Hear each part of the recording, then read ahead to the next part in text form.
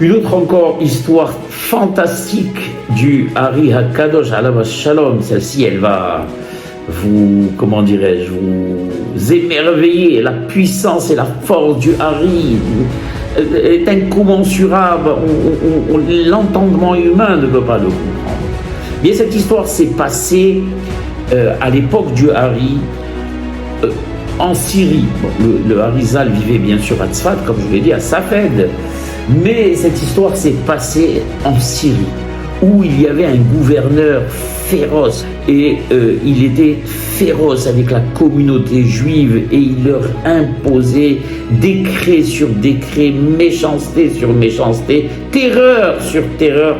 La communauté de la ville de Damas était, comment dirais-je, tétanisée par ce tyran-là, qui n'avait de cesse que de tourmenter cette malheureuse communauté.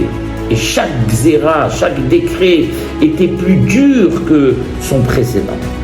Un jour, ce mamzer appelle, ce moshel, ce gouverneur Arzar, appelle donc il convoque les chefs de la communauté juive de Damas et leur dit la chose suivante.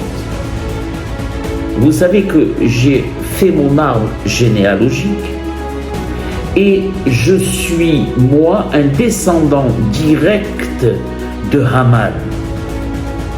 Haman Harasha. Direct.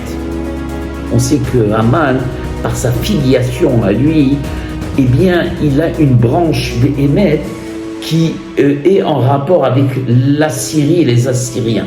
Et d'ailleurs, c'est pour ça qu'on n'est pas étonné de voir combien les Syriens sont féroces.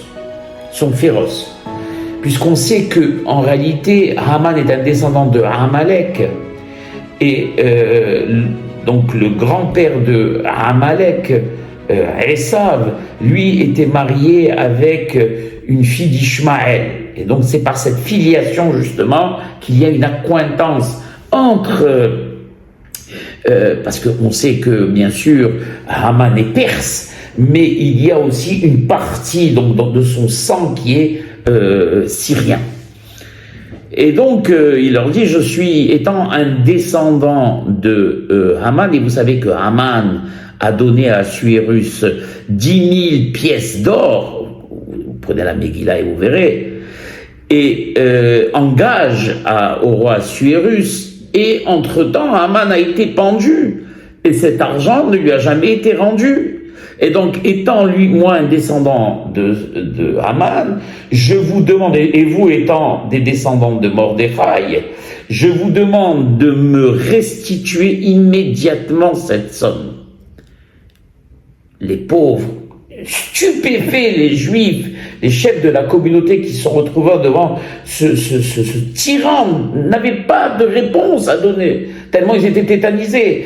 Où allait-il trouver une somme colossale pareille, 10 000 pièces d'or, même si toute la communauté de Syrie ramassait de l'argent, ils n'auraient même pas arrivé à réunir ne serait-ce qu'un dixième de cette somme.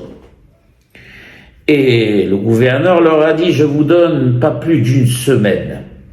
Et si vous ne me ramenez pas cet argent, dans le meilleur des cas pour vous, vous serez expulsés de mon pays.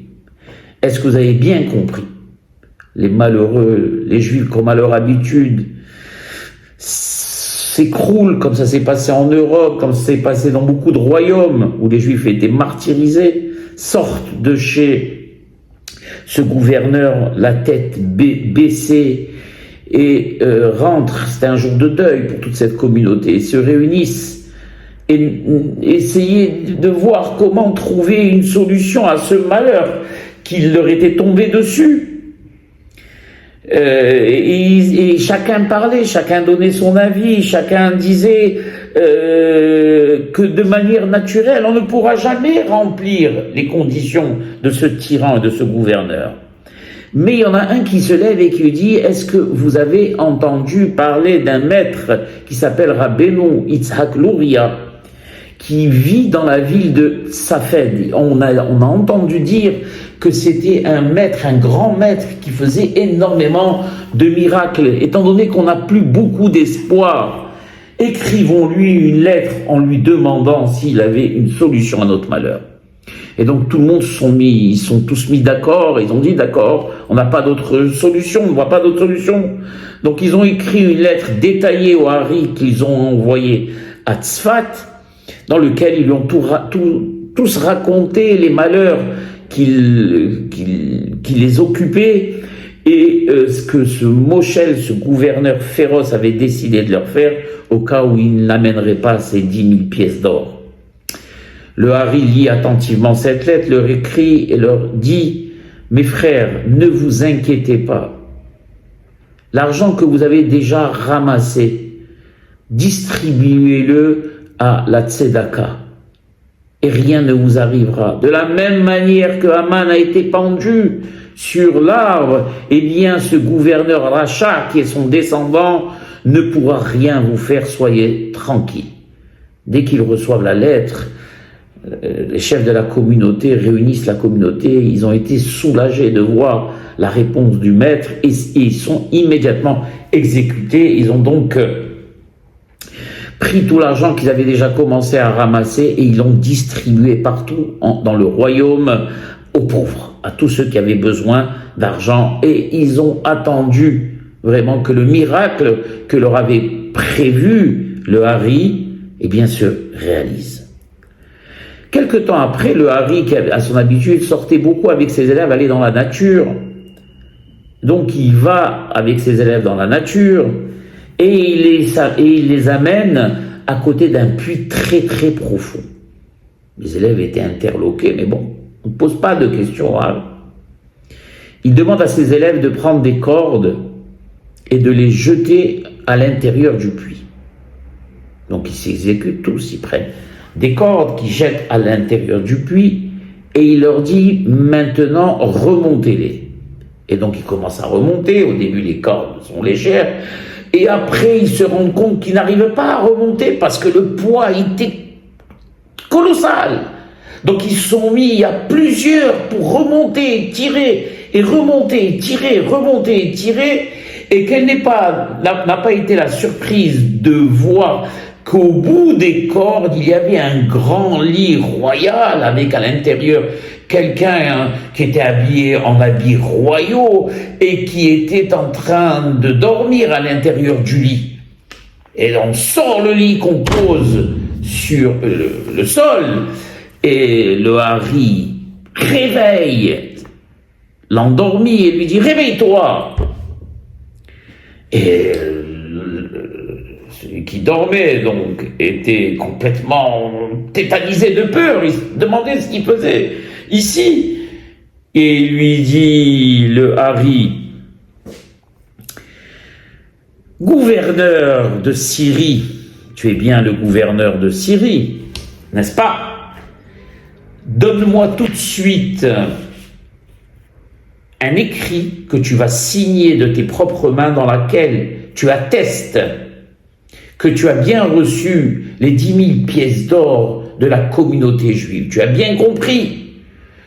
Le gouverneur, tétanisé, il ne comprenait pas ce qui lui arrivait. Il était tranquillement dans son lit, en Syrie. Il se retrouve ici, en pleine nature, devant un maître qui était impressionnant, parce que le Hari, son visage était impressionnant.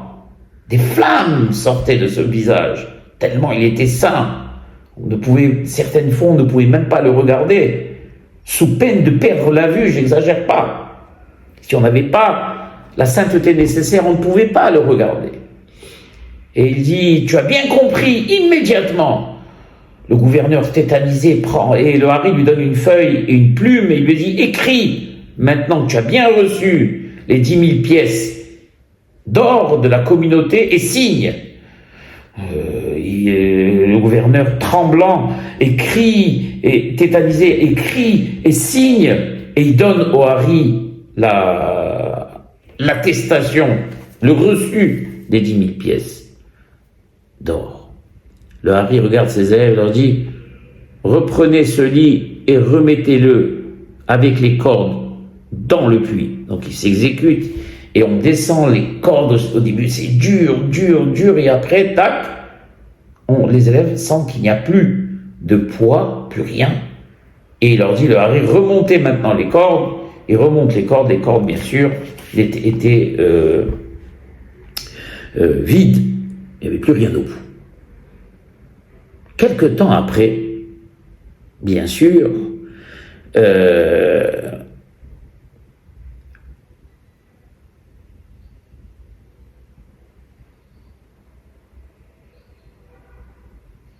Hari envoie le reçu, l'attestation à la communauté juive syrienne qui la reçoivent. Alors ils ont fait un jour de fête.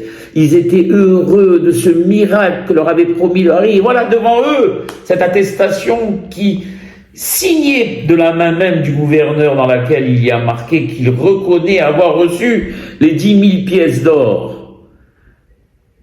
Et garde précieusement cette attestation. Quelques jours après, le gouverneur les convoque. Et il leur dit, en les regardant férocement, « Et où sont les 10 000 pièces d'or que je vous ai demandé de m'amener? Le délai est passé. Si vous ne les avez pas, malheur à vous. » Alors les Juifs en face se regardent avec l'air étonné et ils disent, « Mais monsieur le gouverneur, on vous les a donnés. Vous me les avez donnés? Comment vous me les avez donnés? Vous avez une preuve ?» Et bien sûr, ils lui sortent l'attestation qu'il regarde. Et le gouverneur, tremblant, comprend qu'en réalité, il pensait avoir rêvé, mais qu'en réalité, il n'avait pas rêvé. Et il se rend compte combien le peuple juif a des protecteurs puissants.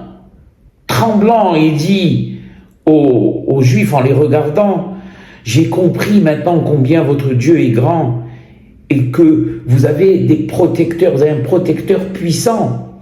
Et que de la même manière que Haman n'a pas réussi à appliquer son décret, et bien de la même manière, je n'arriverai jamais à appliquer mes décrets. Et donc, je promets qu'à partir d'aujourd'hui, je ne vous ferai plus aucun mal. Vous pouvez partir tranquille. » Et les Juifs sont sortis, comme c'était à l'époque de Mordechai, où Mordechai yatsa milifnei hamelech, ve'ha'ir Shoshan tsahala ve'samecha, et là on dira, ve'hayehudim yatsu, ipnei hamelech, ve'ha'ir Damas tsahala ve'samecha. Shechen yeh lechol am Yisrael tamid be'ezat Hashem b'shorato. Voilà mes chers amis, j'ai raconté 2 histoires, dans mon cours présent une histoire, dans celui-ci une autre histoire. Je pourrais vous en raconter des centaines, mais malheureusement, il me faudrait des dizaines et dizaines de cours. Voilà mes chers amis, Baruch Adonai Le'olam, Amen ve Amen.